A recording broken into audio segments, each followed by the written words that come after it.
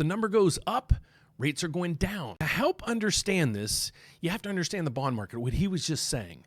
So the bond market is basically, here's what we focus in on right through here. We focus in on the MBS. This is a mortgage bond. All you have to understand is this number right through here. If the number goes up, rates are going down. Well, the number went down today, so what happened to rates? Well, they went up. Okay, so here's what happens is the Bank of Japan, they come in and they increase their interest rates. Okay, so that's going to draw more investors.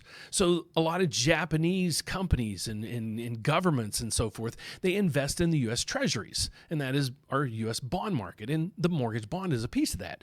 So now what he's saying, Rick's saying at the end, well, the Japanese, their rates are going up. It's going to attract more buyers, maybe less buyers from the United States. But are the Japanese buyers who usually buy a lot of the U.S. Bonds, are they going to just say, our rates are good enough now in Japan, we're just going to keep our money over here and not buy our bonds? What would happen then? Well, that's where this comes into play. That's going to mean less demand for this bond. So less demand, it's going to bring the prices down. That's what's happening today. So the assumption in the bond market is this isn't going to be good news for our U.S. bonds, and part of that bond market is the mortgage bond scenario. So this is bad news for bonds today. When this ticks down, mortgage rates go up.